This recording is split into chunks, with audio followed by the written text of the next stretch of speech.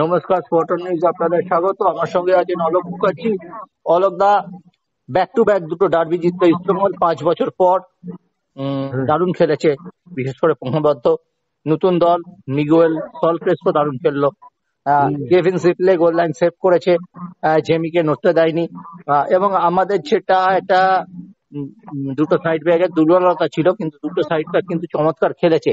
হ্যাঁ। তুমি সাইড ব্যাকের খেলোয়াড়, এর কারণটা কি? এবং মোহনবাগানকে অনেকটাই আনফিট মনে হয়েছে, এফোর্টটা যেটা দিতে দেখা যায় সেটা দেয়নি। কি বলবে পুরো ম্যাচটা নিয়ে? অ্যাকচুয়ালি মোহনবাগান, তুমি যেটা বললে না যে মোহনবাগান টিমকে আমার কিন্তু ফিট মনে হয়নি। সে অনুযায়ী ইস্টবেঙ্গল টিম অনেক বেটার ফুটবল খেলেছে এবং যোগ্য টিম হিসেবেই জিতেছে। এবং ডিফেন্স আজকে খুবই ভালো খেলেছে। রাকিব বলে রাইট ব্যাকটা লিস্টন কোলাসোকে একদম খেলতেই দেয়নি। যাই হোক, আমার মনে হয় অনেক হোমওয়ার্ক করেই নেমেছে। দুটো সাইড ব্যাক ভালো খেলেছে এবং মোহনবাগানের দুটো উইং যে উইং প্লেটা সবচেয়ে সম্বল ছিল সেটা আজকে ফেলিওর হয়েছে।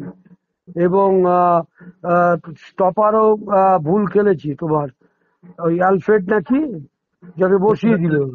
টম আলফ্রেড এবং রড্রিগেজ। হ্যাঁ, বসিয়ে দিয়েছে কাকে? রড্রিগেজ কিছু। টম। হ্যাঁ, টম ভালো খেলছিল না। তারপরে আশিস রায়ও খুব যে ভালো তা নয় এবং হাফ লাইনও ভালো মুভমেন্ট করতে পারেনি ইস্টবেঙ্গল টিমের।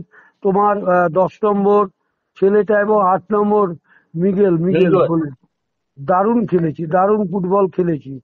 এবং হামিদ বসে যাওয়ার পর ও স্ট্রাইকারটাকে নামিয়ে সে তো বাজিমাত করে দিল যে সে পেনাল্টিতে একটা গোল এবং একটা ফিল্ড গোল করেছে। এবং আমি তোমায় বলবো এই বল এটা জেতা দরকার ছিল। এবং মোহনবাগান টিমকে আমার টোটালি আনফিট মনে হয়েছে কম্পারেটিভলি। ইস্টবেঙ্গল অনেক ভালো ফুটবল খেলেছে এবং নতুন যারা ছেলে নিয়ে এসছে তারা প্রত্যেকে সাকসেস। এবং কোচকেও আমি থ্যাঙ্কস জানাবো, কারণ এই ডিফেন্সকে দুটো সাইড ব্যাককে কিন্তু আজকে মানে আমার মনে হয় বিগত 2-3 বছরে তারা ভালো খেলেনি। আজকে কিন্তু সাইড ব্যাক রাকিব এবং লালচুঙ্গা নাকি নুঙ্গা, হ্যাঁ। লুঙ্গা ও ভালো খেলেছে ওরা।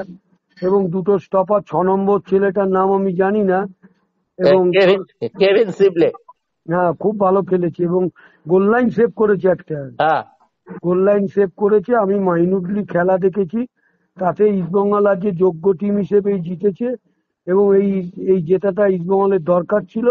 এবং মোহনবাগান টিমকে আমার টোটালি মনে হচ্ছে আনফিট, একদম টিমটা ফিট না। এবং বিশাল কায় তো আজকে সেই জায়গায় ছিল না যেসব জায়গায় বল ও শুটিং করে যেসব জায়গায় বল ফেলে দিয়েছে ওইখানে ভেতরে বল ফেলা উচিত না, কারণ ও তো এখন ভারতের 1 নম্বর গোলকিপার।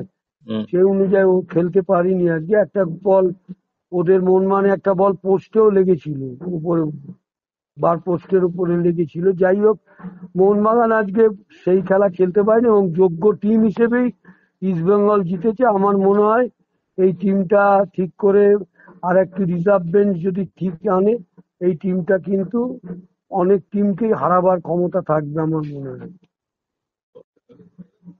অনেক অনেক ধন্যবাদ অলোক দা। হ্যাঁ, ঠিক আছে।